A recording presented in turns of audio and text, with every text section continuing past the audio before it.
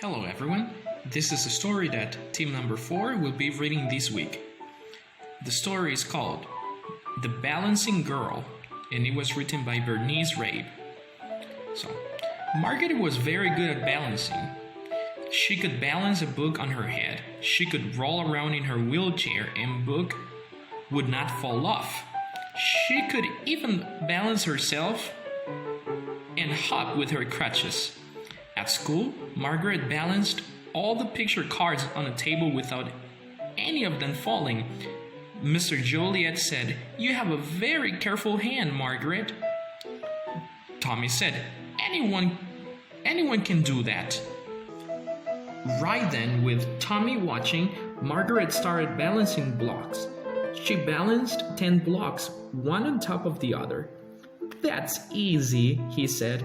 "Then you do it," said Margaret, but Tommy wouldn't try. He just said, "I still say it's easy." Margaret thought and thought. She wanted to do something that Tommy could not call easy. It took a long time and great care, but at last Margaret finished a fine tower made by balancing blocks on top of each other.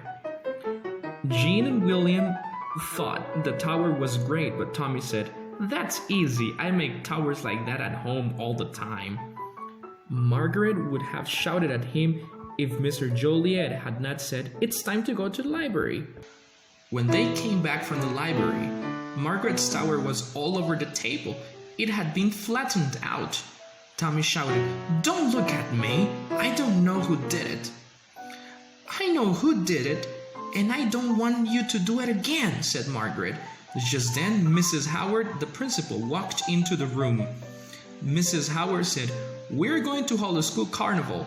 We will use the money we make for books for the library. We need ideas for ways to make money." Tommy said, "At my big brother's school carnival, he and my dad ran a fish pond. They put prizes in the fish pond. Then they asked people to pay money to fish for the prizes. My dad and I could run a fish pond." Everyone cheered for Tommy's idea, even Margaret. No more ideas came, so Mrs. Howard left.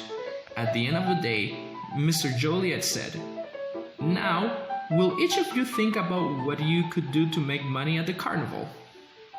That evening, Margaret thought and thought about what she could do.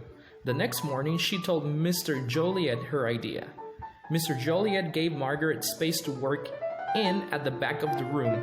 In her space, Margaret started placing dominoes on end. She placed each domino very carefully. She left a space between each one. She had to be so very, very careful. If even one domino fell, it would fall on the domino next to it. And one by one, all the dominoes would fall down. Margaret worked hard. She made all kinds of lines and curves. Just about everyone watched as Margaret worked on her balancing act of lines and curves.